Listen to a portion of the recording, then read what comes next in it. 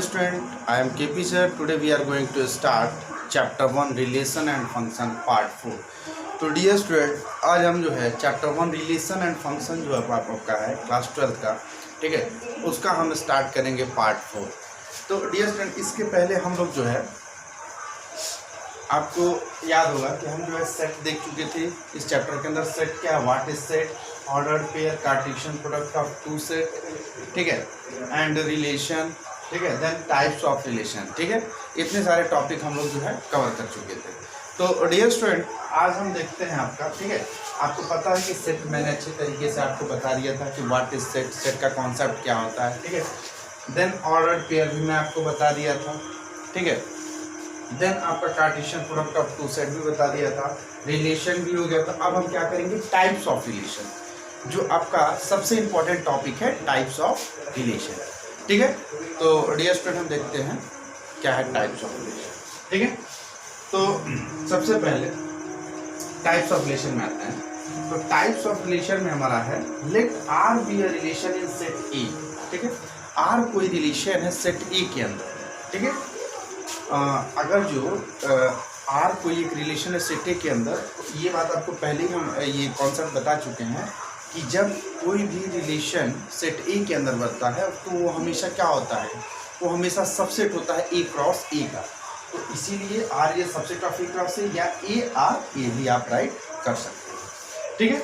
अब dear student, जैसे suppose let हमने एक सेट लिया, सेट ए, और सेट ए के एलिमेंट क्या है, 1 2 3 4.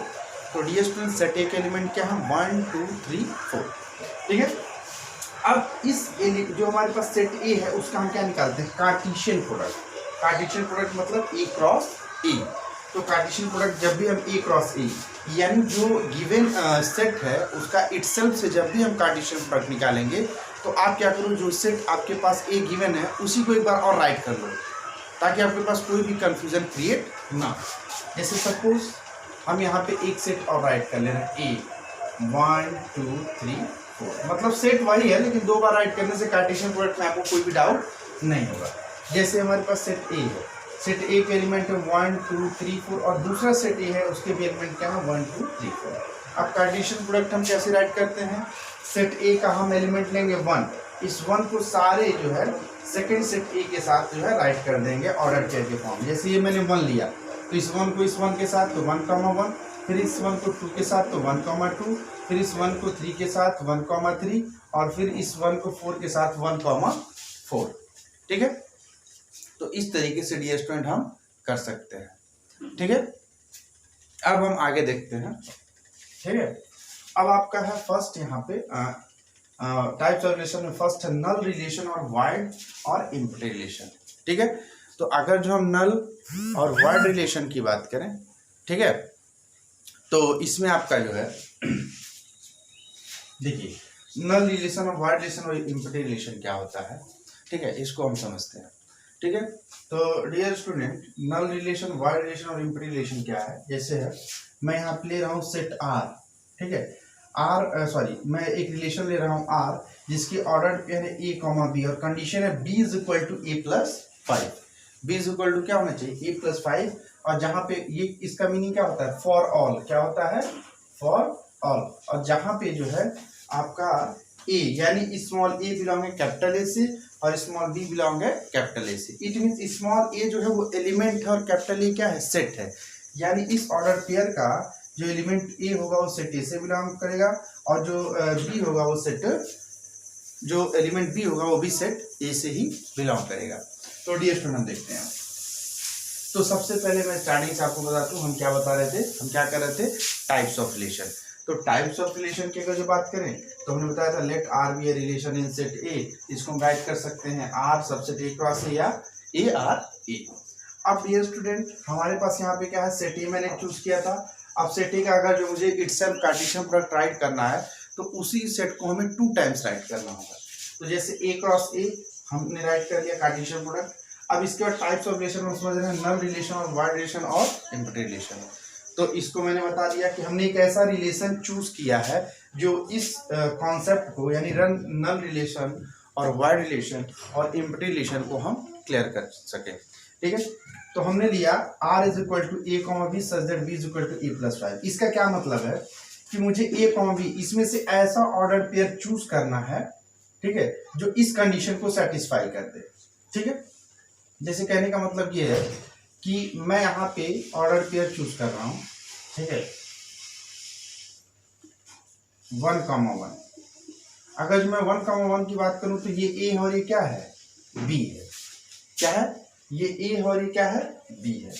ठीक है, तो यहाँ पे अगर जो मैं सॉरी या ऐसे कर लो कि हमारे पास एक रिलेशन है a comma b such that b is equal to a plus 5 और for all a belongs to a and b belongs to a।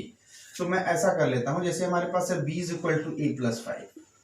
अब ध्यान से देखिए, अगर सपोज मैं, अब देखिए जो पहला सेट ए है उसके सारे एलिमेंट क्या है, स्मॉल ए है, और जो दूसरा सेट ए है उसके सारे एलिमेंट क्या है, स्मॉल बी है। ठीक है, तो मैं ये कह रहा हूं कि सपोज मैंने सेट ए से एक एलिमेंट 1 लिया, 1 मतलब ये ए है, ये जो सेट ए के सारे एलिमेंट ए है और इस सेट ए के सारे एलिमेंट क्या है, बी है। तो मैं यहाँ पे क्या लिया, ए इज इक्वल टू 1। तो जैसे ही मैं इज इक्वल टू 1 लूंगा तो b is equal to 1 plus 5 और b इज इक्वल टू क्या हो जाएगा आपका 6। यानी a 1 लेने पे b क्या आया, 6 आया। यानी ऑर्डर पेयर क्या मिलेगा, 1,6।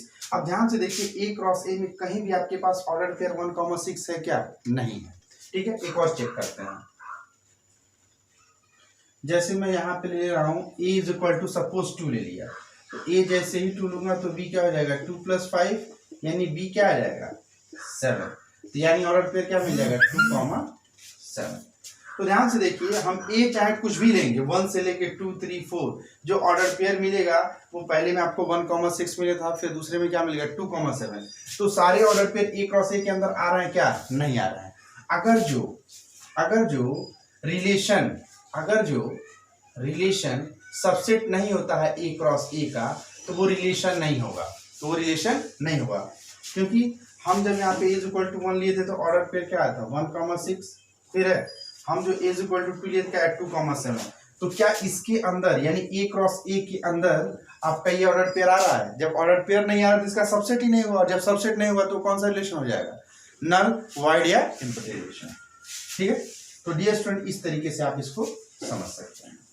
अब सेकेंड हम आपको बताते हैं यूनिवर्सल रिलेशन। कौन सा रिलेशन, यूनिवर्सल रिलेशन। यूनिवर्सल रिलेशन क्या है, each element of set A is related to every element of set A. यानी जो ईच एलिमेंट यानी हर एक एलिमेंट जो सेट ए का होगा वो दूसरे सेट ए के सारे एलिमेंट के साथ क्या करेगा, रिलेट करेगा। ठीक है, अब देखिए इसको समझते हैं, इसको हम किस तरीके से समझते हैं, ध्यान से देखिए।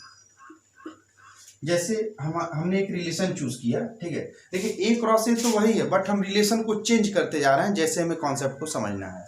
जैसे मैंने एक रिलेशन लिया यूनिवर्सल रिलेशन, तो each element of set A is related to every element of set A. तो रिलेशन मैंने लिया r is equal to a comma b such that mod a minus b is greater than equal to 0। तो dear student यहाँ पे देखिए, ठीक है, तो मैं यहाँ पे ये बोल रहा हूँ कि a comma b such that mod of a minus b is greater than equal to 0। अब यहाँ से आप, ठीक है, यहाँ से आपको पता है कि ये जितने भी आपके ऑर्डर पेयर हैं वो सारे क्या हैं, a कॉमा b है। यानी मान लो मैं यहाँ पे कोई भी ऑर्डर पेयर चूज कर लूँ 3,3, तो ये आपका क्या है, a कॉमा b ही है।